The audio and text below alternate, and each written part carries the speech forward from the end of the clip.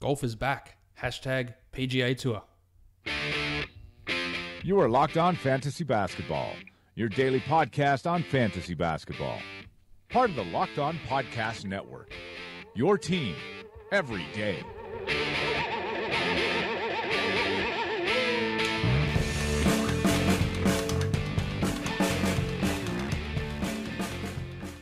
Hello and welcome to the Locked On Fantasy Basketball podcast brought to you by Basketball Monster. My name is Josh Lloyd and I am the lead fantasy analyst at basketballmonster.com, and you can find me as always on Twitter at redrock_bball. We're going to go through the two games that we had on Thursday, answer your question of the day, look at a player in Spotlight, the Player Spotlight series, and of course preview Friday's 10-game DFS slate. So let's get to it. Let's get to it indeed. There were only two games on Thursday, so that portion of the show is going to be, I guess, relatively quick, especially when you compare it to the 10-game Friday we've got on. Let's get straight into the monstrous line of the night, and it does go to Draymond Green of the Golden State Warriors. He was impressive again. He always seems to do fairly well against the Rockets, and it was no exception here. His second triple-double for the season, 17, 14, and 10, 2 steals and a block, 5 of 9 from the field, 7 of 8 from the line. He's sort of doing exactly what we expected from him. He's the 18th ranked player this season. He was 19th last season, 10.5 points, 7.5 rebounds, 7.5 assists, 1.5 steals, 1.3 blocks, 1.2 triples. But the big improvement he's had since last season is his efficiency. His shooting has gone up. Field goals from 42 to 46, free throws from 71 to 78, and threes from 31 to 33 to see his true shooting rise by 6%, which is back in line with the numbers that he put up in that season. The Warriors 73 and 9 season before KD arrived, when he had this weird drop last season in his efficiency numbers. But he's back in business again this year and providing that second round value. But of course, he is a large detriment in the points category, and that's not going to change. But everything else he brings you, he's obviously very, very impressive, and you don't expect really too much to change with Draymond as the season progresses. The waiver wire line of the night is another bloke called Green, and it's Gerald of the Houston Rockets. 29 points for Gerald Green, 8 triples, 3 rebounds, 1 steal, 9 of 16 from the field, and 3 of 3 from the line. I know I said he wouldn't be able to repeat what he did against Orlando, and I was right because he hit 7 threes in that game. He hit 8 in this one. Of course, this level of shooting is completely unrealistic. He is now 15 of 25 in the last 2 games from deep. There is absolutely zero chance that that sort of level continues. He's playing a ton of minutes. He played all the backup minutes behind Eric Gordon and all the backup minutes behind Trevor Ariza. We also had PJ Tucker barely playing any of those minutes because Nene was out, so he moved into that center rotation. We're going to get Luke Mute back at some point soon. Nene, he may or may not be back, but in a game against a team that doesn't, like the Warriors, doesn't require a center, I think that these minutes might be a little bit high for Gerald Green. Again, we're trying to find out how he's going to fit into these minutes, and Mike D'Antoni was pretty specific before the game, saying that Briante Weber was going to handle all of the backup point guard minutes, and he's done that for these 2 games, meaning we don't get Eric Gordon playing those minutes, meaning that then Gerald Green gets reduced to the minutes perhaps just behind Gordon, especially if Mute is taking all the backup minutes behind Trevor Ariza. That's going to have an impact on what Gerald can do. The last 2 games have been brilliant, though. He's given you 56 points. He's giving you 15 threes and 9 rebounds over that time on stupendous efficiency. Numbers which, of course, have absolutely no way of being able to continue. Over the last week, he's the 21st ranked player in those 4 games that he's played in that time. 21 points with over 5 triples per game. You all know the numbers are ridiculous. You can add him and play him if you want. He plays again on Saturday, the Rockets, and they're on again on Monday. But once Mute returns, which I don't know when that'll be, there will be a minutes drop, and there's an inevitable field goal percentage drop. Unless he's Reggie Bullock and continues to shoot at like 65%, I cannot see Gerald being able to maintain this level of production. It's been fantastic. That's great. We know he can shoot the 3 to a decent degree. He can't shoot it to this degree. His past 4 seasons, he's been at 35%, 32%, 35%, and then that year in Phoenix where he played 28 minutes a night, he did shoot it at 40, but he's currently going at 57%. So we're talking about a fairly large level of regression that's going to be coming from Gerald. Try and ride it out, but literally the next game, it could completely drop off. And then when Luke returns, the minutes will drop down quite a bit as well. But a nice performance from him here. Of course, it all amounted to nothing because the Warriors end up winning, but it was a good performance from Gerald Green. Got those threes going, but I think we all know not to expect that to continue. The young gun of the night. There wasn't very much to choose from on this day with only the 2 games on. I'm going with JaJuan Evans of the LA Clippers. He started the second half with Milos Teodosic's plantar fascia injury flaring up again. 20 minutes in total, 4 points, 3 rebounds, 4 assists, and a steal for JaJuan. We've seen him have a couple of big games already this season, and that makes him mildly interesting. He's had a game back against the Wizards on the 15th of December where he had 15, 6, and 6 with 5 steals. Against the Rockets on the 22nd of December where he had 15, 1, and 4 with 3 triples in 26 minutes. He also had a 27-minute game against the Kings where he had 7, 2, and 4. Now, with Austin Rivers out for at least 2 weeks, with Milos re-hurting or at least feeling soreness in his plantar fascia, and Patrick Beverley out for the season, Evans could be leaned upon. We didn't see him. They've still got Lou Williams, they've still got CJ Williams there, but Evans is a guy who's going to be in line for more minutes. Now, is this a must-own guy? No, I wouldn't put him as a must-own guy under any circumstance, but actually, that's not true. In some circumstances, if I'm in a 20-team league, he's a clear must-own. If I'm in a 16-team league, I'd probably go and add him because we're looking at maybe 2 weeks of 18-team value, and if Milos is out, maybe he can get to 16 or 14-team league value in that time frame. And you'd have to assume that Teodosic is going to miss at least a little bit of time with this flare-up of his plantar fascia. Again, remember, that's the injury that kept him out after the second game of the season for those 2 months or however long he was sidelined. I think it was 2 months that he was sidelined to begin the season. So JaJuan Evans is a guy, and one of those guys, again, he projected really well coming out of college for his fantasy numbers, his ability to get high assists, high steals, shoot some threes. It's bared out a little bit this season. Per 36, he's averaging 12, 4, and 4 with 2 steals, a 3, and the shooting percentages just haven't been there, which is pretty common stuff for a rookie. So he's a name to watch. He's a name to stream. The Warriors, the Clippers have the Warriors up on Saturday, then they play again on Monday as well. So there is maybe a little bit of value in getting him for maybe a couple of games there. They also have 2 games against the Kings at the end of next week, which really could give him an opportunity, assuming that Milos is out. So he's a name to consider, but far from a must-own guy. The dud of the night, I tell a man's not hot. Trevor Ariza of the Houston Rockets. 3 points, 3 rebounds, 1 of 8 from the field with 1 3 and 2 steals. Far from the greatest night from Trev. He is the 64th ranked player this season, but over the last 2 weeks, he has seen his numbers drop down to outside the top 115, averaging 13, 4, and 1.5, and playing 39 minutes. But part of the reason why those numbers have dropped is because his steal numbers have dropped off. He was a guy that for the previous 3 seasons had been at 1.9, 2, and 1.8 steals. And that was the biggest thing holding up his fantasy value. In fact, that, along with 3-pointers, were the only things that were a positive. And you know that I don't count turnovers as a category. So the steals were what's really keeping his value afloat. Over the last 2 weeks, he's down to 1.1, which is really making him from a super positive steals guy into a mediocre guy. Now, for the season, he's at 1.6 steals per game. That's obviously lower than 1.8 because I can count. And it's, given his advancing age and his defense level dropping off a little bit, it does make, and I told you I wasn't super high on him heading into this season, and he has outdone my expectations so far this season. But what we're seeing over the last 2 weeks are the sort of numbers that I was more fearful of him putting up over the course of this season. And while that might return, it's not like his numbers or his ranking in that time is fueled by poor shooting. He's at 44% and 36 from 3.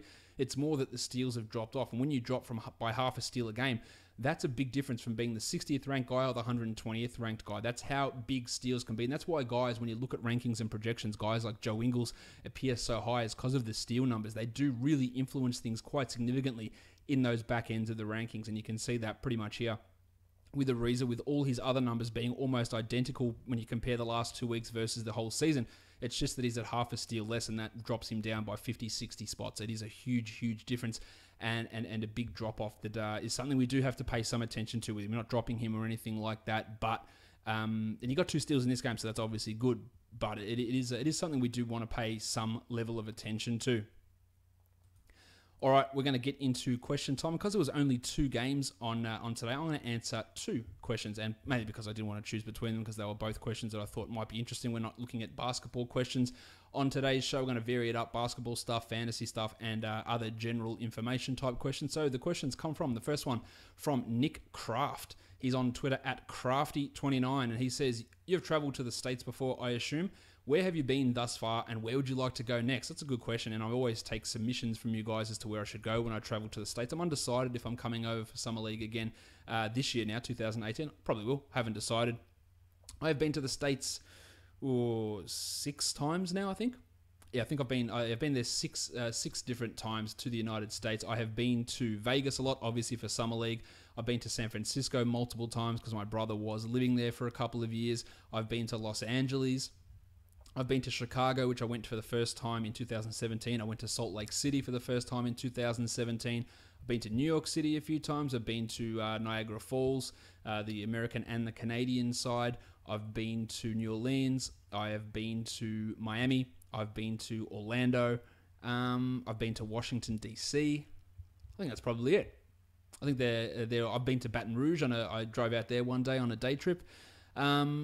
Orange County, obviously, as well, with when I was in LA. I think that's probably... I'm trying to think if there's any places that I've missed. They're all the places that I've been to. I always want to go when I go to a new place each time. The places I'm considering are Seattle, Portland, San Diego, and Nashville. They're the places I've got pretty good recommendations for. So they're the places I am considering. The place I do want to go to is Philadelphia as well, just to check that out. So that's somewhere I haven't been to. But they're the places that are on my next to travel. I've been to Hawaii as well. So I've been to Oahu and Honolulu in Hawaii. So that's another place I've been to. But they're the places that are on my list that I would like to attempt to travel to if I go there this year now in July. Julian Gonzalez says, he is at _Ruiner. What drove you away from the NFL? Did you have a team? Do you still watch occasionally? Do you play any fantasy? What, if anything, can get you back? What drove me away from the NFL? There's a multitude of things. This job, part of it, because you had to spend so much time working on basketball that actually trying to invest yourself in a sport like the NFL and keep on top of everything. And when I was into the NFL, I was really big into it, and I was big into watching college football and knew all the stuff that happened across both forms of those games, and knew about all the prospects and all that sort of stuff. So getting into this job and focusing more on the NBA was one thing. The time that it takes for a game to be completed is ludicrous, to be honest. Like 4.5 hours is out of control. That's a part of it.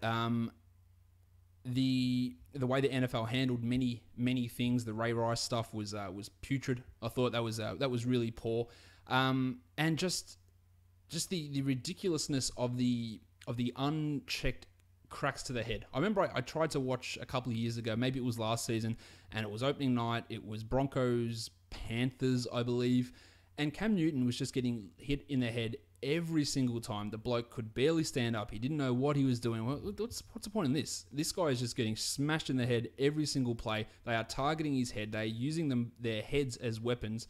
And it was just like, what's the point? This is just stupid. And if you like football, good on you. I know it's all ingrained in you, and I enjoy the strategy of it, the chess matchness, the athletic catches. I don't like people putting their heads down and say, I'm just going to bang you with my head. That's stupid to me, and I am a massive fan of contact sports. I grew up playing, and I still watch Australian football every week, and that is all contact, but it's a different sort of contact than what the NFL is. People aren't literally trying to smash each other in the head, and the way that Newton was getting hit in that, guys, well, what's the fun in this? Like, he's just getting crunched every single game. It's decreasing the quality of the game in terms of what he's able to do offensively, and it was just it just wasn't for me. Add on all those other things to it, and I'm done. Now, do I have a team? Yeah, the Dolphins were my team, so I've been waiting for a championship for a very, very long time, and I don't think it's coming anytime soon. Their level of dysfunction is it's not low. We'll put it that way. So I don't think they're getting anything back. What, if anything, can get me back? I don't think I'm coming back at all to the NFL. I have not watched a single snap or a single game at all this season. I don't have time for it, and I just have no interest in it whatsoever. Lots of those things. As I mentioned, Julian, that is a good question. I know many of you are massive NFL fans, and I don't play any NFL fantasy either. All right, let's get into these games now and talk about the box scores. There's not a huge amount to talk about because, again, there is only 2 of those games, and the fantasy value in that is a little bit limited. The Warriors get the victory over the Rockets. Kevin Durant was out with a calf issue. David West hurt his ankle late in this game. Steph was great. He's been absolutely fantastic since returning from his injury. 29, 9, and 5, 4 triples, super efficient, while Clay had 28, 3, and 4 with 6 triples. Just brilliant stuff from both of those guys, while Andre Iguodala made the start. He played 31 minutes, 10 points, 8 assists, 2 steals, and a block. He hasn't been very good at all this season. Those steals are nice. The assists are nice, but even if Durant was to miss considerable time, I don't think we'd be looking at Iguodala and going, oh, he's going to be a must-own 12-team league guy or anything like that. I think the player that most of you want to hear about is Jordan Bell, who'd been playing a consistent 20, 21 minutes a night, but for some reason in this game, his role was taken over by Kevon Looney, who played okay. He was decent down the stretch, was pretty aggressive in terms of his rebounding, offensive rebounding. He had 7 and 8 in 15 minutes, Looney with a block, while Jordy Bell just the 6 minutes and 1 block. I don't think that this game is indicative of future rotations for Bell or future role for him. But if you are in a battle for position, you go, I don't want to deal with this. As I said yesterday, I talked about him on the player spotlight. I love his upside if he can get to 28 or 29 minutes. And I hope I said, I don't see that happening for him this season. I don't see any real way that's going to happen. But he still can contribute in 20 minutes a game. Now, he can't contribute in 6 minutes per game. But I don't think that the 6 minutes per game is going to be a realistic thing that we see from him on an ongoing basis. Looney and JaVale had been out of the rotation, replaced by Bell. Kerr has a habit of doing this, just randomly playing guys. Looney might play for another 2 games and then not play again. So I wouldn't be panicking too much on Bell, especially if you're in a nice position. He's a guy that's been a comfortable top 100 player over the last couple of weeks, as we discussed on yesterday's show in the Player Spotlight series. But if Looney is back in the rotation, that further impacts what Bell can do. But remember, David West might miss some time here. Apparently that ankle injury looked pretty ugly in the locker room after the game. So Bell could be taking on West's minutes, and that could mean he plays 23 minutes a night, or at least back to 20, while Looney gets 15 to 16. So I wouldn't be massively just, quick, I've got to drop him. Because, again, most of the time, it's not about I've got to drop. It's about I've got to add. And if there's someone out there that you really need to add, then sure, maybe. But it's not like I'm dropping him as a punishment, because I can assure you he doesn't give a shit whether you drop him. It's not a punishment to him.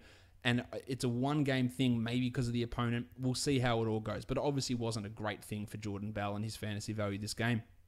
Onto the Rockets, Eric Gordon was great. 38 minutes, 30 points, 7 assists, 3 steals, and a block. These are the sort of numbers that Gordo was putting up to begin the season when when Paul was out. He takes on a more varied role. He handles the ball more, he drives more, he gets to the free throw line more, and we're going to see some big numbers from Gordo here until Jim returns. Chrissy Paul had 28, 7, and 9, so a strong night from him, while Capella 15 and 10 in 28 minutes. Ryan Anderson was struggled, as he has pretty much all of the season. He is not a 10-teamer. He is not a 12-teamer. I can't stress that enough. While Briante Weber, in those backup minutes to Chris, had 2, 2, and 2. He had the piss-poor version of a Richie Beno, 2 points, 2 rebounds, and 2 assists. But he is a guy that you can, on a low-volume night. Now, he didn't get any tonight, but he's an interesting steals sort of guy, because he can get them in bunches. You would have heard on the broadcast today, they kept going on about how he was only 12 steals away from the NCAA all-time record for most steals. The last game, the Oklahoma City Thunder and the Clippers, there was no Alex Abrines. He was out with that groin issue again, and Andre Robertson out, so Terry Ferguson got another start. He wasn't as good as he was against the Lakers, but still pretty solid. Played good minutes, 11 points with three triples. The shooting wasn't as on fire as that last game, but Donovan hasn't had massive trust in what Abrines has done for most of this season. He's had issues at times with Robertson, his lack of offense. So if Ferguson can at least provide a spacing threat and provide credible defense, I can see him at least cutting into Abrines' time. And maybe instead of Robertson playing 34, 35 minutes a night, there'll be more of those 27 to 29 minute games. So that's something to pay attention to. He's looked pretty solid in these last 2 games, much better than we've seen him at any point during the season, but it's not something to get overly worked up about. Paulie George had 31 and 6 with 5 triples on really good shooting, 75%, while Mallow had 75 as well, 75% that is, 22, 4 and 2 with 3 triples for Carmelo Anthony. Russ triple-doubled. Adams had 12 and 9 with a steal and a block, and Jeremy Grant chimed in with 3 blocks, and that's pretty much all he is good for. Onto the Clippers side, DeAndre 26 and 17 was strong. Wes Johnson, with the injury to Rivers, the injury now to Milosh, we saw him get back up to 30 minutes, the most minutes he's played since he returned from his injury, 13 points. But what he really does is bring the 1-1 stats. 3 triples, 2 steals, 1 block for Wes Johnson. He can be a streamer for that sort of thing, but he's not going to be a must-own player. Lou Williams, 26, 3 and 10. He's going to continue to put up big numbers and lots of shot attempts. While Blake Griffin, a really nice stat line, 24, 9 and 7 in 33 minutes. Also punched Steven Adams right in the face in the end of the game. Now, I don't know if it's going to be suspended. I don't know if anyone picks up on it. If you want to go and check it out, you'll see the highlight anywhere. Now, I haven't seen one person mention it, to be honest. It was in right at the end. I can't think Westbrook was taking the three, and Adams was setting a screen, and Blake ran into him, and then Blake pulled Adams to the ground. But as he was pulling him to the ground from behind, the right hand comes around from the back, punches him in the face, just a little hook punch just around the corner. And it's there. You can go watch the video. I don't care what you say. It's a cheap shot. Now, I said yesterday, I don't think there are any dirty players in the NBA. I don't think Blake Griffin's a dirty player. That's a dirty act. That's a dog act to throw that little cheapy punch as you're going to the ground from behind, just smack into the upper cheekbone. And go and have a look. And if you can, maybe you want to argue with me and tell me that's not there. There's a punch there. I am convinced. I know other people, after that, I tweeted out, they had a look. They said, yep, there's a little cheapy around the corner there. Go and have a look at it. He might get a suspension, but in my opinion, he definitely throws just a little one, just a little sneaky one as they fall onto the ground, right into his face. It's something that happens all the time, or maybe not as much. It used to happen quite a lot in the AFL and Australian football, so I'm pretty used to seeing it. You see that little hand, just a little quick movement right into the side of the head as the player's moving down, and that's exactly what it looked like Griffin did to me. So just keep an eye on that. That might be something. It might be nothing. CJ Williams, 6 points in 33 minutes with a steal. He's been starting lots of minutes, but the production's very, very limited for him most of the time. While Sindarius Thornwell, he got some extra run, but I do like what he can do, but he's going to have an opportunity, but it's more going to be a 20-team league, and I'd have him behind a guy like JaJuan Evans, as I highlighted earlier on. That's it. That's the action from Thursday. I'm going to take a quick break, and then we're going to come back, and then we're going to take a look at all the action that we've got coming up on Friday. There are 10 games, and also look at the player spotlight. We're going to have a song by the Hot Potato Band. It's called Red Bone. Cool. And then we'll be back to talk some DFS.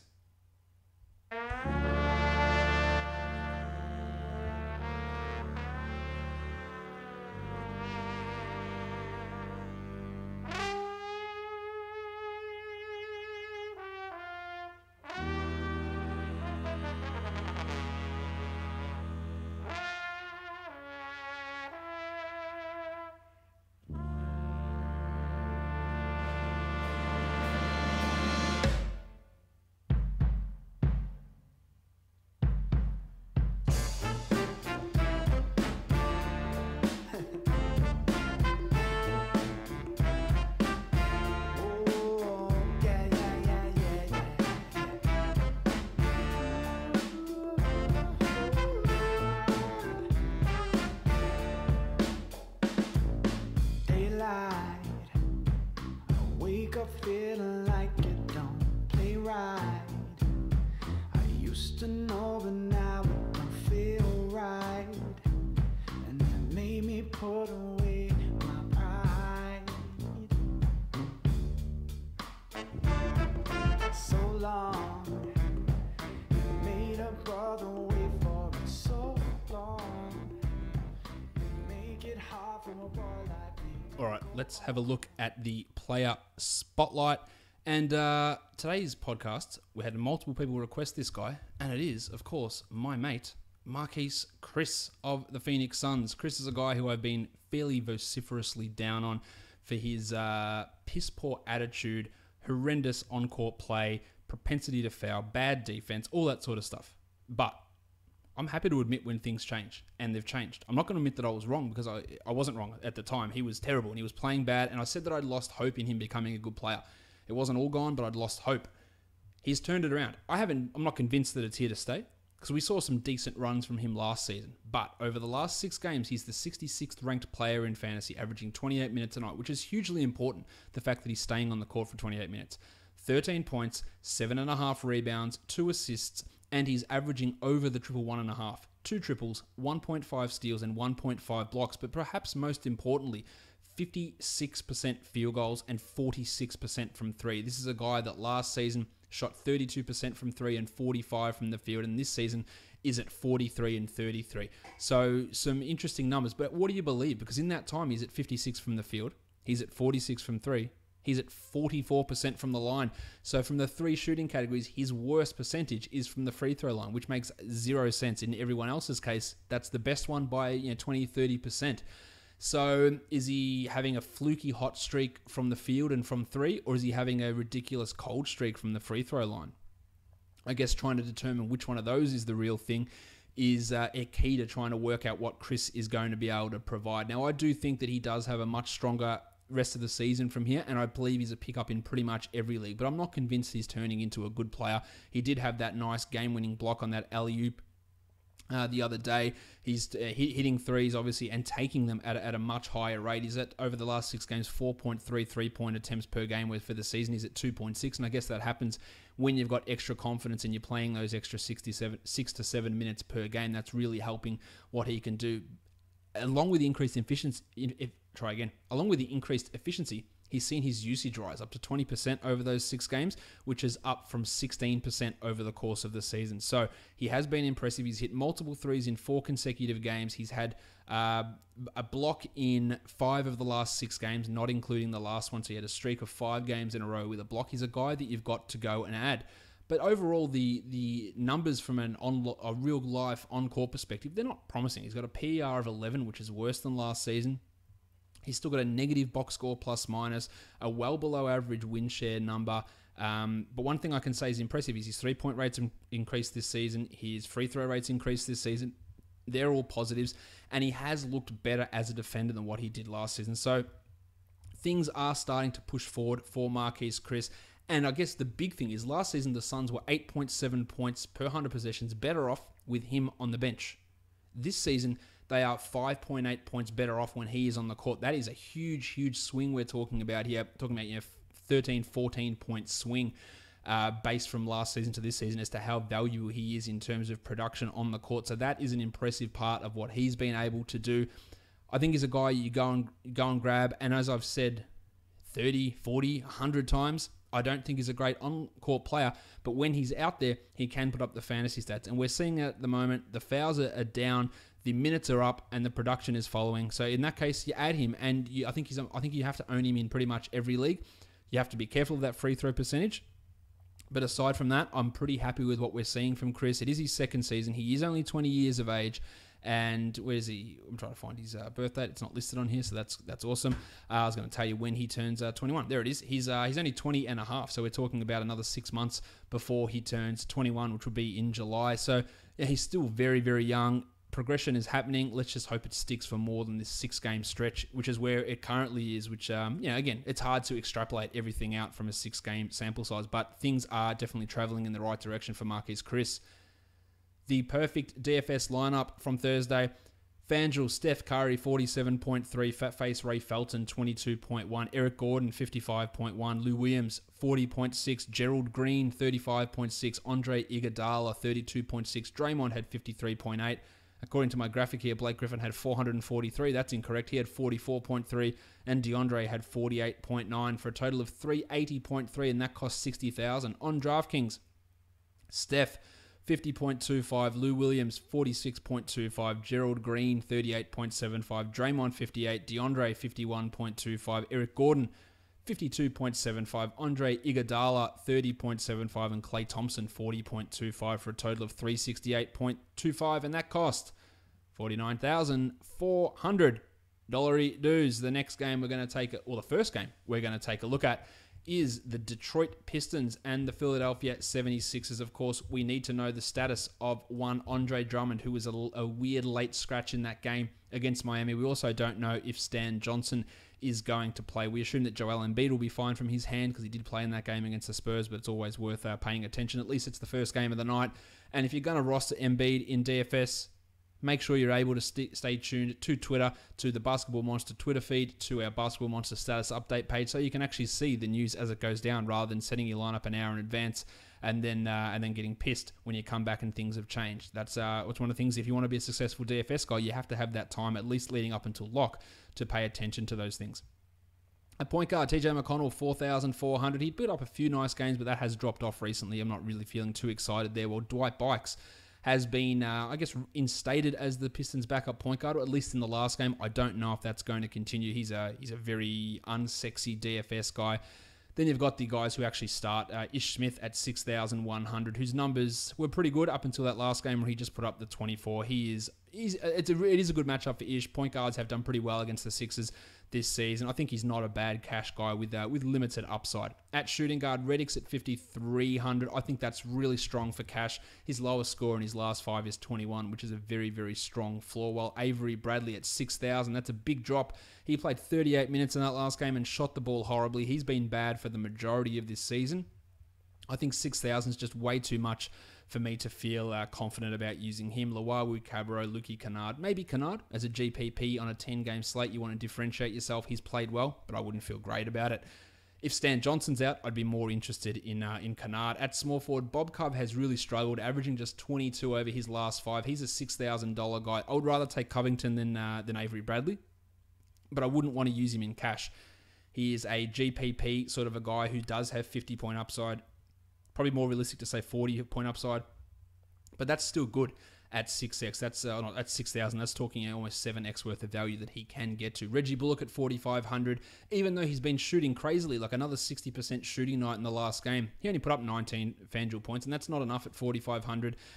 So you'd have to be at that price. You'd have to look at him and go, well, I need him to do better than he did last game. And he shot the ball at a crazy rate. He gets no assists, no rebounds, very limited other numbers. So he's not a great DFS guy at that sort of a price point.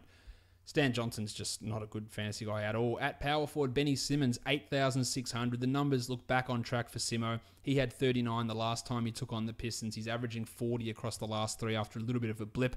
I'm okay with using Simo here. And at 8,600, I think he's got easily the 50-point upside, but probably a 40-point floor, which is a good spot. Šarić at 6,700 was quiet in that last outing against the Spurs, but it is the Spurs, so it's a different animal taking on San Antonio versus taking on Detroit. I don't think there's a massive amount of upside here for Šarić if Embiid is playing, and the floors are limited as well. So he's a fade. While Toby Harris at 6,200, the numbers have been muted, but I think he's all right for cash. Given again the FanDuel pricing continues to be super tight, I think you can feel a level of confidence in Harris's floor here. Tone Tolliver, I don't think that he is going to start, but he's more of a chance to start if Drummond plays. If Drummond is out, it seems unlikely that he will get that starting position, but we will see. He's a minimum salary guy that can hit some threes. So if you do hear that he's starting, maybe he's worth a look. At center, Embiid, 10,500. Yeah, he has struggled a little bit against Drummond, not massively. I still think that at that price is probably a little bit high, more of a tournament guy. Whereas for Drummond, 9,500. If he plays, I am in on that. They say it's a pain tolerance thing, so he's not going to be restricted. Maybe the pain does bother him. I think at 9,500, I am interested in using him. And of course, if Drummond is out, Boban will be a guy to pay attention to. We saw him put up great value in the minutes that he played in that last game. On to DraftKings. DraftKings, again, there's way more value across the entire slate. Nothing much I super love over here. Everything, it's pretty similar comments on most of the players. No other guys really stand out as having significantly different value. Avery Bradley at 5,300 is a little more enticing on DraftKings, but it's still not something I'm super interested in. Covington at 56, more of a GPP guy still. Drummond at 91 and Simmons at 86. They have that similar sort of value than we saw from them over on FanDuel. The next game up is the Minnesota Timberwolves and the Boston Celtics. The Celtics are favored by 4, and the total is 206 points here. Point guard Tyus Jones is at $6,000. The minutes were up for him in the last one, but only put up 17 points. I'm not feeling really good about using him, especially in a matchup against the Celtics, where you got Kyrie on the other side at 8,400, who you feel like is almost going to get 30 guaranteed. That makes him a decent cash play. He does have 50-point, 60-point upside, so he's got that tournament upside as well. So he's totally fine to use, and that's not an exorbitant price for him. Terry Rozier is an interesting one. 4,300. He's shooting the ball extremely well, and weirdly, in his last 5 games, his lowest is 28 points. Now, his highest is only 33, but that's just a stupidly high floor for a guy that's 4,300. Now, there's a significant risk with him that he plays 20 minutes and the shots don't fall. But if you want to put some of these high price guys in, Rozier, not a bad guy to take a look at. At shooting guard, Andy Wiggins, 5,700. Bash on Wiggins all you want, but at that price, he's worth a look. Yeah, 27 in the last game. He's averaging over 30 in his last 5, and at 5,700, give me 30 on a tightly priced FanDuel slate. I'm in on it. I'm totally fine. And that's not even expecting him to have a monster. I think at that sort of price, he has value. Marcus Smart's at 57, for example. Now, Smart can put up numbers in a similar way, but he's not quite on the same level as Wiggins, I don't believe, from a DFS point of view. He's averaging less over the last 3, less over the last 5.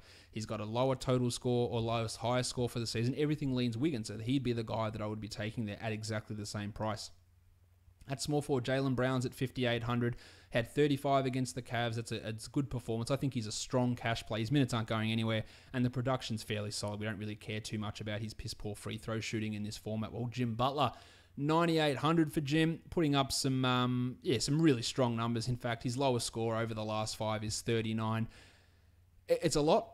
Obviously, almost 10,000. You're hoping to get 50 out of him, which might make it a bit of a struggle, especially in this matchup against the Celtics, and he has struggled historically against Boston, although this is a different Boston team than what he'd faced as a member of the Chicago Bulls. But he is he's an interesting guy that I'd look at more as a GPP sort of a player. At power forward, Taj is at 58. The numbers have been a little bit down from Taj, but I think he's got a fairly safe floor, so he's a cash without being a tournament guy. While Jason Tatum, 5,300. I think that's strong for cash as well. So a fair bit of value in this game. Marcus Morris is not one of those players. At center, Al Horford at 7,000. I really like that. He has put up big numbers against Towns in the past, and averaging 43 over the last 3 outings. Totally fine. But I can say the same about Towns. He's averaged 50 in his last 3 against Horford and the Celtics. 9,200 for Townsy. You can totally see him getting at least a 40 here. So both of those centers are absolutely in play in this matchup. Aaron Baines, we don't know if he's going to start or not. He didn't start the last game. I would imagine he's back in the starting lineup against a Gibson Towns front court, as opposed to Marcus Morris, who was in there to match up with Jay Crowder in that last game against the Cavs. I've got to look at DraftKings, don't we? Don't want to skip over the DraftKings people. Again, more value on this one. Marcus Smart, I do really like in comparison to FanDuel. 5,100 for Smarty in this one. That's a really strong price for him. He's averaged 25 over the last 5 and 29 over the last 3. I don't think that he's really locked into cash, but he does have that 35 point upside, which at 5,100 is a pretty good play. I love Towns at 9,000. Love Butler at 8,400. That's a super play on Butler at 8,400.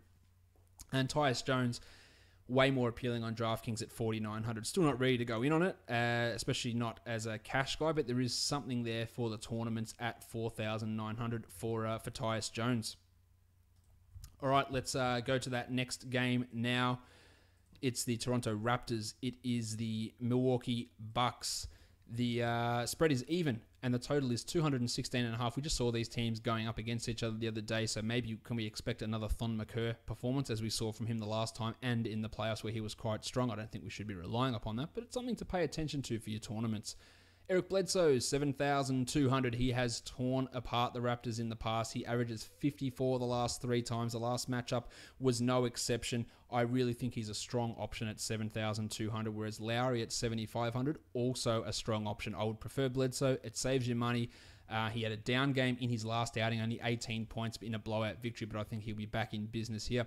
Delon Wright, everyone's darling as well. 61 points in his last performance. Probably unrealistic to expect that again. At 4,800, does he have a level of upside? Sure, but there's no way that I'd want to use him in cash at that sort of a price. He's probably got like a 17 to 18 point floor, which is not far away. And I think that 60 is a totally unrealistic expectation. Yeah, I'd say ceiling you're looking at 30, 35. So that makes him okay for tournaments, but definitely nothing spectacular. If you look at his game logs, you'll see his minutes 30, 19, 29, 17, like they're up and down. So don't get overly excited here. At shooting guard, Chrissy Middleton, 7,200, just been consistently putting up the 34s recently, which is fine at that price. I think the upside's a little bit limited with everyone else around, while Tone Snell's at 36. No. DeMar DeRozan, of course, killing it, but that means he's at 9,300 now. You wouldn't complain if he gave you the 56 points that he's averaged over the last 3 games. I think he's more of a tournament guy here rather than a cash guy just because of that price. I feel good that he's going to get me 40 to 45. Or probably closer to 40, but I don't think he's going to be getting you 50 or 47. That might be a little bit of a stretch. At small forward, Yanni at $11,000. He'd really struggled to provide any value in the last game. He got there. It was the first time he'd exceeded 5x value in I feel like about 2 weeks. Had 58 points in only 29 minutes. I think he's fine to go back onto. He's not at that ludicrous 12,000 where he was priced at for quite a while. He is absolutely worth a go at 11,000. providing that you can find other players to put in around him. CJ Miles, minimum salary guy, always a tournament sort of looks. He can go out there and knock down triples, but that's more of a DraftKings thing. The Jedi, OG Anunoby, minimum salary, just with Delon Wright playing well, he's just not a stat accumulator, OG, at this point. The Muppet, John Henson, 5,300. I think he's got some upside here, but I don't love him as a cash guy. And then you've got Serge at 5,900. And I think that's limited upside, but I don't mind that for cash. Serge is playing much better than what we saw at the start of the season, so I think he's a decent option. The only problem you have is how well the Bucks have defended the power forward position so far, and that could be a concern for Serge. At center, Pirtles at 4,100, outplaying Valanciunas in terms of minutes. But at 4,100, I'm not certain that he gets there. I think he's got limited upside in this format, and the floor is I'm not confident with it. While Valanciunas, really tough to get behind him with the way that he's being used. And of course, McCurr, who put up a big performance in that last game against Toronto, 27 points there. He's at 3,700. Obviously, just a GPP sort of an option. On DraftKings, Lowry's at 7,300. That's really good, and Eric Bledsoe at 7,300 as well. Also, both of those guys are strong cash options on DraftKings, while Antetokounmpo at 10.7, I think that's a super, super good price, and I'd definitely be looking at him as a cash and tournament guy. Much happier with DeRozan here at 8,900. That's a $600 price rise from last time. Still probably lean more towards GPPs for DeRozan, but feel a little bit better. While Pirtle at 3,900, maybe he's got a bit of tournament upside over on DraftKings. Valanciunas at 46, yeah, you'd have to twist my arm pretty bloody hard to get me to go for that on DraftKings. Let's go on to the next game. It's the New York Knicks, and it's the Miami Heat. The Heat are favored by 5. The total is 202 points at point guard. The Iron Shoulder, Goran Dragic, has been killing it in the last couple of games. 47 in the last one, 41 average over his last 3 after a really stinking stretch. But the Knicks are a team where opposition point guards can put up good numbers. So at Dragic at 6,800, unless you're really sort of cautious based on the way that he'd folded prior to this, I think he's worth a look. The matchup, the current form, he looks like he hasn't lost everything, so he's back in business. Tyler Johnson was terrible in the last game, but the minutes were there. 33 minutes, just 10 points. At 5,800, I do think that, given, again, the matchup is a nice one for Tyler, he's a GPP type of a play. Here, Jarrett Jack at 42 and Frankie Ntilikina at 41. I've got no interest in them. At shooting guard, the Duke, Wayne Ellington, just too highly priced. Duke for 4,900. We know he can pop off. The minutes are there, but he has been quite limited in his production lately. While Courtney Lee at 5,400, like it for cash. Poor game from him in the last one, but I still think that's a good cash play. Joshy Richardson's at 6,200. He's just cranking out 30s almost every game, and that makes him a solid cash guy, and you can also use him in tournaments. A great matchup for him also, while McDirt and Thomas, cool, don't care about them. At power forward, Kristaps, 8,800. Percentages. He said that he's a little bit tired with back-to-backs. We've seen him drop off over the course of the last month and in his career as well over the last couple of months of the season. So that's something to pay attention to. 8,800, the price is dropping for Porzingis. I don't like him here outside of tournaments. While Jim Johnson at 5,700, he played his 24 minutes in that last one. Went back after that onto the court to work out. He was ready to go. I think he pushed his minutes back up to 27 to 30. At 5,700, he is a 30-point upside guy. So I do like Jim Johnson here in a good matchup. While Olynyk is at 7,000 on FanDuel, and that's just too high. Now he can beat that, and that makes him someone in a tournament to use. But there is no way that I want to use Olynyk at 4,300 in cash. And I could say the same for Mick Beasley at 6,500. Beasley's been cranking it out, averaging 35 over his last 5. And you say it's 6,500. If I get 35, I'm okay with that. But it's a risky type of situation. It's much like a Jeremy Lamb in Charlotte. Then can you rely on 35 points in 23 minutes? That's the concern. That's a tough ask. But he's averaging 52 per 36 over his last 5. So the production's been there. I just put a level of caution on that play. At center, Whiteside at 7,600. He was benched down the stretch of the last game. I'm not keen. Enes Kanter at 4,900. He is not playing 20 minutes a game, but both of those guys have got good records against the others' team, so they are definitely GPP guys. I think that at 4,900, I'd feel much more comfortable looking at Kanter, but his minutes obviously steer him away from being a cash guy, while Kylo Quinn's up to 4,600, mainly because he had 34 in that last game and now averaging 23 over the last 5. If he was 4,000, I'd be in. At 4,600, he is more of a tournament guy that I don't feel super great about because we just never know when which cock we are going to see. On DraftKings tournaments, I like Tyler Johnson a lot here, 5,200. B's at 5,300. He's also really, really good on DraftKings. I'm real confident about him beating that value on DraftKings, while Olynyk is clearly in play at 6,100. Just again, one of those many players who has way more value on DraftKings. One player who has less value is Goran Dragic, the Iron Shoulder. He's at 6,600, so he's more of a fade, even though he's been playing well. More of a fade on DraftKings, especially with many other options out there that are quite good. While Porzingis at 7,800, I feel okay about Porzingis at that price on DraftKings. And again, with a 3-point bonus that you get on DraftKings, it does help him out a bit there. So he is an option to me. Jim Johnson at 5,800, not as enticing as what the FanDuel price would have it. Phoenix and the San Antonio Spurs. The Spurs are favored by 12. The total is 210. Tone Parker, Manu Ginobili, and Kawhi will be back, while Dan Green will remain out with that groin issue. So we should see more minutes for Bryn Forbes, more for DeJounte Murray, and maybe more for Pat Mills, but nothing to really get us too excited. Murray's a minimum salary guy. He got into foul trouble in that last game and played just 7 minutes. With all those guys back, with Parker and Leonard back in particular, and Ginobili, it's tough to use him. Parker's at 3,900. I think he's pretty limited upside-wise. Mills at 4,000, coming off his best game against the Sixers.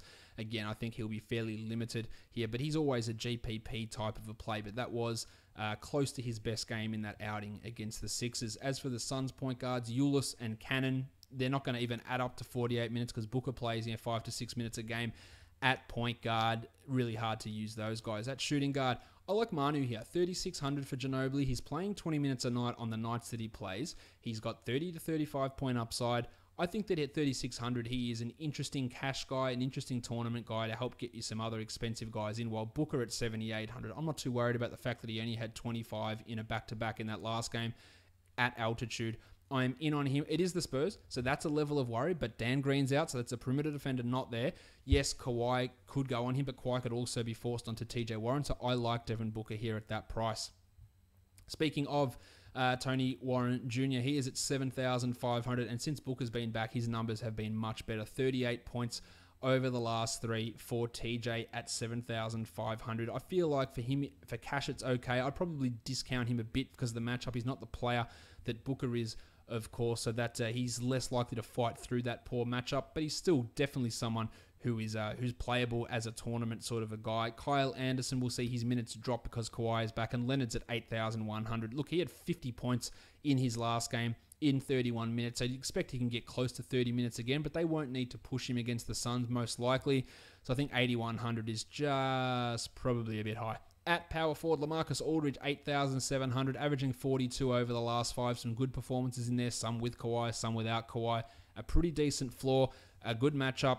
I think he's all right for cash. It's not the best situation, it's not the best price, but again, we're looking at it relative to everyone else that's out there on FanDuel, and it's not a bad, reliable option. As for Chris, he's now up to 5,800. That's Marquise Chris.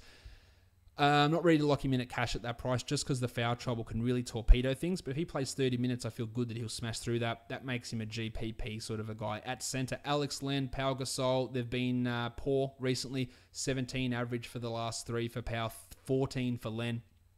But of course, they can both go over 30, and that's where the value comes in. Len's seen his price reduced quite a bit. But of course, I wouldn't want to use them outside of tournaments at all. And Tyson Chandler, I'm not really feeling too much with him in terms of excitement, as most people wouldn't. On DraftKings, I like Devin Booker at 7,600. That's cash. Tony Warren Jr. at 6,100 is bang. That is really, really strong value. I don't care that Kawhi's on him. I love him at 6,100. Super, super value there. Not much else that really stands out. Leonard's at 7,600, a big jump. LaMarcus at 82, a big jump from where they previously were. Now, I would take Aldridge over Kawhi in this game, based on the fact that he's likely to play more minutes. I think he's the guy to take a look at 8,200, but not a super strong recommendation on LaMarcus over there on DraftKings. Let's go to the Chicago Bulls. They are traveling to take on the Dallas Mavericks. The Mavericks are favored by 4.5, and the total is 212.5. At point guard, Dennis Smith, 5,900. Going against the Bulls, if a point guard is like going against the Nets or it's like going against the Magic, good stuff usually happens. Smith has been playing much better recently, averaging 35 across his last 3 games. I like him a lot. He doesn't need 35 minutes to beat that value. I think it's a good spot to use him, while Chrissy Dunn has been up and down. He's at 7,900. Sure, he's got 50-point upside. He's also got a 25-point floor, which at 8,000 or almost 8,000, it's tough to swallow. So he is a strong GPP guy, but not a good cash play, I don't believe. You then got Yogi Ferrell, you got Jaron Grant. Not interested there, but JJ Barea is the one I want to take a look at. Now, the fact that his price is up to 5,900 does dissuade me from using him. He's averaging 31 over the last 3, but at 5,900, I can take Dennis Smith. And Smith's upside, I think, far exceeds what Barea can do, and all the numbers will point to that also. At shooting guard, Wes Matthews at 5,000 has been good lately, but we know that his consistency level is not high, so I'm not feeling much there. Devin Harris at 35, no. Justin Holiday putting up much improved numbers, 29 average over the last 5. The shot control is there. He can rebound, he can get steals. 5,900 for him is not a real high upside play. But I think, given the way he's playing, you could consider him for cash if you're really struggling there. At small forward, the pencil Harrison Barnes, 6,600. The numbers have been not good. 25-point average over the last 5. I still feel like you can have a level of value in his floor, but he's not a massive tournament guy. While Denzel the Hammer Valentine. Also, I don't know if it was anyone that listens to this podcast, but the Starters did a wrestling pun named episode the other day, and they asked you to tweet in who your wrestling pun names is, and someone tweeted in Denzel the Hammer Valentine. So if it was one of you guys, shout out to you listening, or else someone else has found the nickname. That, again, I have to give credit to my brother for bringing that to my attention. Maybe someone else had that, but if it was one of you guys that tweeted that in, shout out to you for getting Denzel the Hammer Valentine onto NBA TV with the Starters, and shout out to those guys as well. At power forward, Punch Bob is at 4,200. His numbers and his minutes have been reduced lately, just 7 points in 14 minutes in the last game. You know that with Nick Mirotic and Larry Markkinen firing, he's not going to do too much. As for Markkinen, he's at 5,700. The numbers for him, really, really good lately. I think that's a strong, strong cash play. While Mirotic at 6,800, I think it's too high. I don't know how high his upside is in limited minutes, and I think that for cash, the floor is too low, so I'm not interested. Dwighty Powell just eviscerated the Warriors from a DFS point of view. 36 points for Dwighty at 4,100. Brilliant, brilliant return. He's been putting up really good advanced numbers. Whether he can stick on the court long enough to put up those numbers remains to be seen, but Maxi Kleber looks to be falling out of favor a little bit in Dallas, and that can mean more Dwight Powell, so he is definitely worth a GPP look. Not interested too much in Kleber here, whose minutes and production have dropped off considerably. At center, Robin Lopez, 4,800. Not a bad cash center, a horrible GPP one, whereas Dirk... Where is Dirk? Can't even see him on my list here. Oh, there he is. Dirk's a power forward, actually. 5,400. I actually think that's pretty good for cash for Dirk. I'm not sure his tournament upside's high, but averaging 30 over his last 5 at 5,400, that is pretty strong. And I think it's in that very similar value to a Lowry Markkinen, who's been strong lately. On DraftKings, Chrissy Dunn at 71, much more into that. I feel pretty good about that for cash. That's a good spot for him. Barea at 53, also a cash option. Well, Dennis Smith, way higher on DraftKings, 6,300. So that takes him out of cash game consideration for me. But I still think that I know that he's got 50-point upside. So that does make him a GPP guy. And this brilliant matchup for him would put him into my player pool. Wes Matthews at 4,700. Yeah, I don't get the excitement for it. Maybe you could consider him for cash, but he's not someone that I would, whereas a guy like Powell at 3,800, again, a really nice GPP upside sort of a player.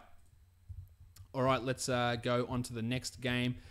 Where are we? We are looking at the Utah Jazz. We're looking at the Denver Nuggets. It's the Donovan Mitchell Bowl. The Nuggets are favored by 6.5, and the total is 207.5 points here. Utah still doesn't know if Raul Neto is going to play. He was dealing with a concussion. Now he's got a left knee bone bruise. He's not going to be a big part of the rotation regardless. At point guard, the Blue Arrow, Jamal Murray, 7,100. Him and Farton Will Barton, the only players who seem to be copying the Mike Malone, I need to get my bench more minutes statement. They're the only two guys who really saw their minutes reduced. He'd been really crushing it in big minutes. 7,100, though, is too high against a slow-paced team. As for ravishing Rick Rubio, 5,800 for Rick. Don't look now, but he's averaging 33 across the last 3. I want nothing to do with him here, though. This is not a spot where I'm going 5,800 is a good way for me to use my money on Rick Rubio, despite him looking more promising lately. At shooting guard, Rocket Rodney Hood, 5,300. He couldn't have shot worse recently.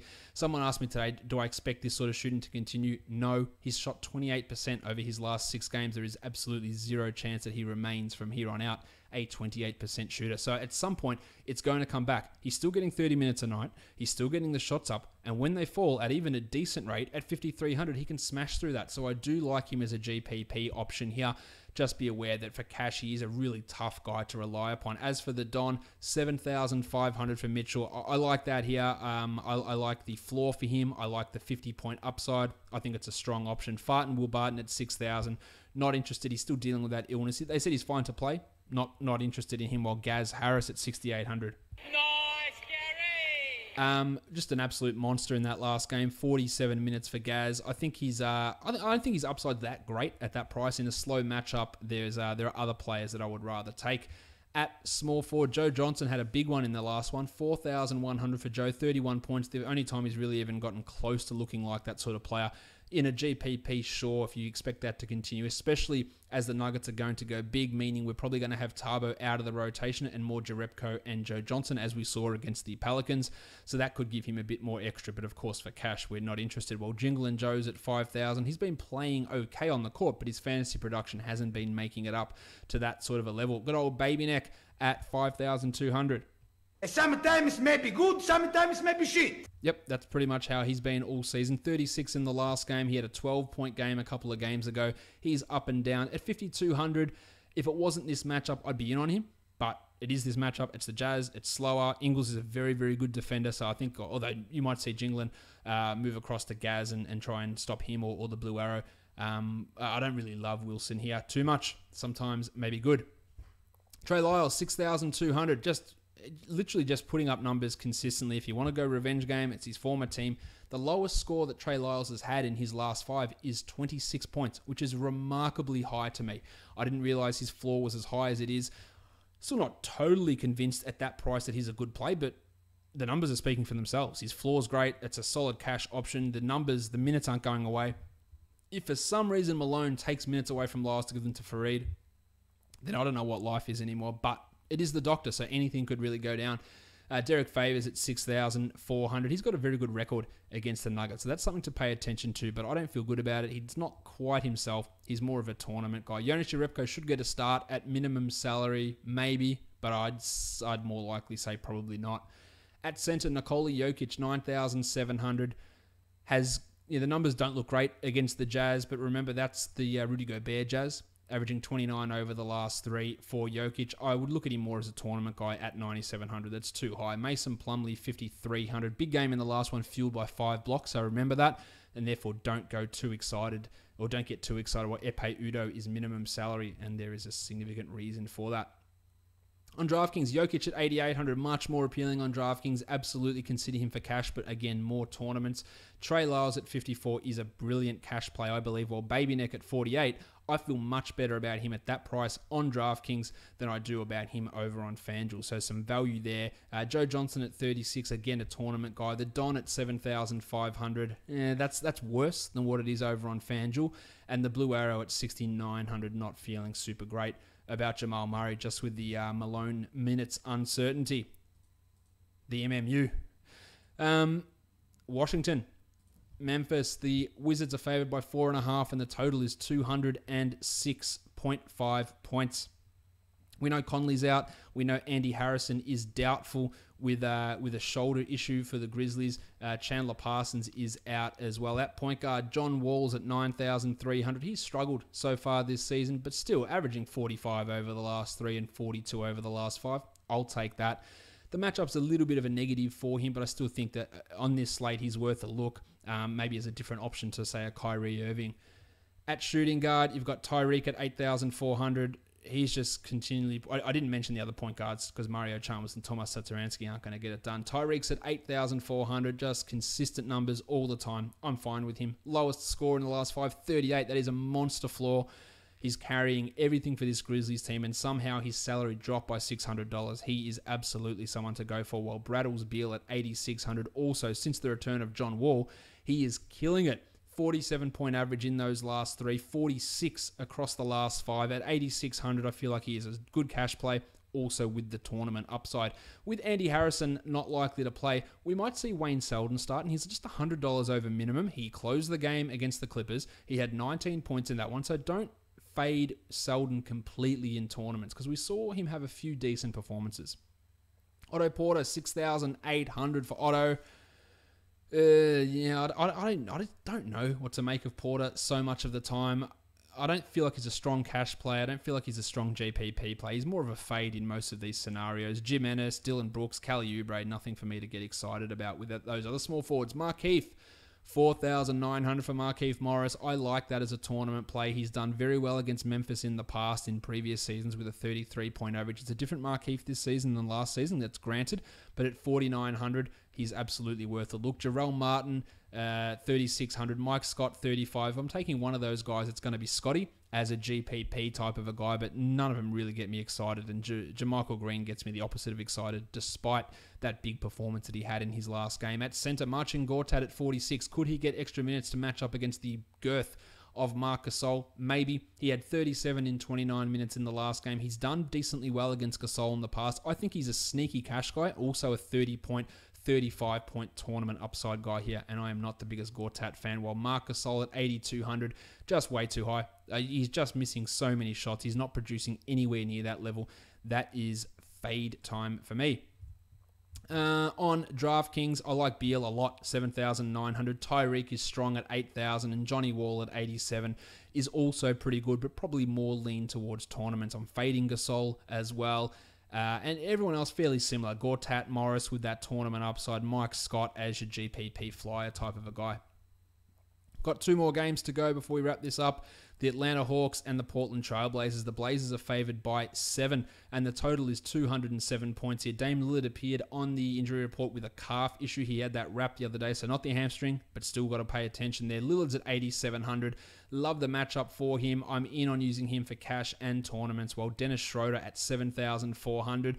I feel like Schroeder at that price is almost a lock for 30 points, which makes him not a bad cash play with a decent upside. So I think he's worth a go. Of course, we're getting rid of Shabazz Napier, who had 3 points in his last game with Lillard back. At shooting guard, CJ is at 7,300. 50-point upside, no doubt about that. Although he hasn't reached 50 at all this season, you feel like a big one is coming at some point, but I don't like that for cash. It's just a little bit too high. I think he's more of a 30 to 32 point guy rather than a 36 to 37 point guy. And that's not a big difference, but it can be important. Kent Bazemore's at 6,000, coming off a nice performance, but again, at 5,800, I'd be all over him. At 6,000, probably lean more towards tournaments, while Marco Bellinelli, the Italian stallion, 3,900 for Belly. I feel good about that. I feel like he's getting 20 almost every night at the moment, so for cash, that's totally fine. The artist formerly known as Torian Prince is at 5,800. I feel good for that for cash. That's a good option. Or Evan Turner at 4,800. The minutes have been way up for Turner. We're seeing Mo Harkless play almost exclusively at the 4, taking guys like Zach Collins out of the rotation, and that's enabling Evan to get more playing time. But that's a $1,100 bump in his salary. There is still some value there. There is still some cash value. It's probably more tournament, though, with that cash increase, or with that price increase. But he has been playing more minutes than expected recently. At power forward, Ersan's at 5,900, a strong tournament guy, a weak cash play. Ed Davis, Tyler Kavanagh, Al-Farouq Aminu. Aminu's at 5,400. Yeah, that's a tournament play, but I don't like it for cash. While the Baptist at 55. The minutes are frustrating. He's still averaging 26 over his last 5 in 22 minutes. 5,500 makes him more of a tournament guy on FanDuel, but you know he's going to produce. He produces pretty much every time. It's just about the minutes. Yusuf Nurkic has seen his numbers rise, averaging 36 in the last 5 in just 27 minutes. He's now at 7,500 on FanDuel. It's a full $1,000 increase. They're a little heavy-handed on the price rises over on FanDuel, so that takes a level of appeal away from Nurk, but he's a 40-point upside guy, 45-pointer, so he is a comfortable GPP guy. The matchup for him is pretty solid as well, so if you wanted to use him in cash, I don't think it's a bad move. Miles Plumlee, on the other hand, is. On DraftKings, Schroeder, love him at 7,000. Prince at 5,700, also strong. And the Baptist at 51. Now, I can get behind John Collins at 5,100. I think that's fine for cash. Get your 25 to 26 out of him and push to 30 to 35 if, for some reason, they give him more minutes. Everyone else sort of falls into the similar scenario. Lillard at 85 and McCollum at 77 are pretty good. Lillard's a better option there than CJ if you've got that extra cash to spend up on. Let's go now to the last game of the night. It is the Charlotte Hornets. It's the Los Angeles Lakers. It's Dwight Howard back at Staples Center. The Hornets are favored by 2.5, and the total is a very big 216.5. Brook Lopez is listed as probable after returning in the last game from his ankle sprain, while Lonzo Ball got through practice, but he is still listed as questionable. If Lonzo is out, expect Tyler Ennis to get the start. Again, I don't know if Brook will start or if Julius Randle will remain starting, but regardless, Lopez is probably not going to be exceeding 20 minutes, irrespective of if he starts or not. As for Lonzo, he's at 7,800 because he's putting up 38-point average over his last 5. So he's absolutely a GPP option against the Charlotte backcourt, which does allow point guards to put up numbers. But of course, you wouldn't be feeling comfortable about locking him in cash. Kemba, on the other hand, at 8,000, I feel like he's almost a 36-point lock, so I do like Kemba at that $8,000 mark quite a bit. Ennis, of course, is your GPP guy if Lonzo's out. Kentavious Caldwell-Pope's at 5,500. He's not doing a huge amount offensively, but if for some reason in one game the shots fall, then he'll get 35. So he is a strong GPP guy, but a piss-poor cash option. Batum's at 6,000. The numbers have been more impressive. His lowest score over his last 5 is just 25. So that's a decent floor. The minutes are fine. I think that Batum at 6,000 is fine for cash. I'm just not sure about his upside for tournaments. While Jez Lamb's at 6,100, so higher price. He's been outproducing Batum for sure, but I don't feel good about the higher price at lower minutes. Small forward Brandon Ingram's at 6,400, a tournament guy who's been struggling, but 40-point upside's pretty clear with him. Kid Gilchrist I don't care for too much. And then the power forwards. The future MVP, Kyle Kuzma, is down to $6,000. He was not impressed with the Lakers' performance against the Thunder, as he shouldn't be. So he called them out. He had 35 the last time they took on the Hornets at $6,000. I think he's a very, very strong play, even though Lopez is back, which will push a few more minutes for Randle at power forward. Frank the Tank at 45 and Marvin Williams at 37. Neither of those guys get me excited, nor does Larry Nance. At center, Julius Randle at 6,300. He's got a very good record against the Hornets. I don't trust it at all for cash because I just don't know how Walton's going to use him. Tournaments maybe, but there are better options out there. Brookie Lopez at 38. Also a very good record against Charlotte, but again, the minutes are the real concern. He is an interesting tournament guy just for that low price. While Dwight at 8,600, I think that Dwight is looking at a 40-pointer here, which makes him a decent play at that sort of a salary. On DraftKings, I like Lonzo a lot here at 6,700, but of course, only for tournaments. Dwight at 84 is pretty strong as well, and then most of the other guys are the same, except Kuzma's way higher on DraftKings, 7,200, so that's probably a fade situation. Batum also less appealing. Randle and KCP, not a huge amount happening with either of those guys over there. Let's wrap this up. Let's go to Yahoo. For tournaments, it's the process: Joel Embiid, Dwight Howard, Dennis Smith, Tyus Jones, Michael Beasley, the Muppet John Henson, TJ McConnell, Kylo Quinn, Joe Johnson as some options there. For cash, Terry Rozier, Marco Bellinelli, Jakob Poeltl, Delon Wright, Evan Turner, Tyson Chandler, Dirk Nowitzki, Wes Matthews. Where are we? Scroll up. Johnny Wall and Nick Jokic. On Moneyball for tournaments, Embiid, Antetokounmpo, Jokic, Simmons, Beal, Don Mitchell, Goran Dragic, CJ McCollum, Mick Beasley, Marcin Gortat, Delon Wright, Joe Johnson, Brook Lopez, Dwight Powell, Manu Ginobili. And for cash options, I've got Evan Turner as a name there, Larry Markkinen, Andrew Wiggins, Kent Bazemore, Dennis Smith, Kyle Kuzma, Harrison Barnes, Yusuf Nurkic, Eric Bledsoe, Kawhi Leonard. And for the last one, it is draft stars for tournaments: Embiid, Lonzo, Olynyk, Tyler Johnson, Markieff Morris, Evan Turner, Joe Johnson, Jakob Poeltl, Kyle O'Quinn.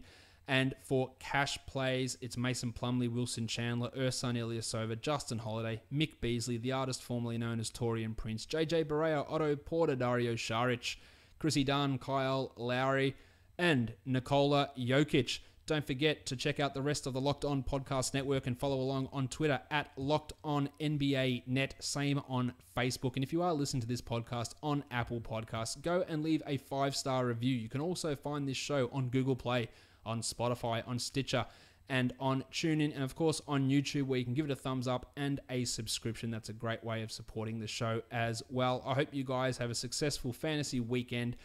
We are done here, guys. Thank you so much for listening, everyone. See ya.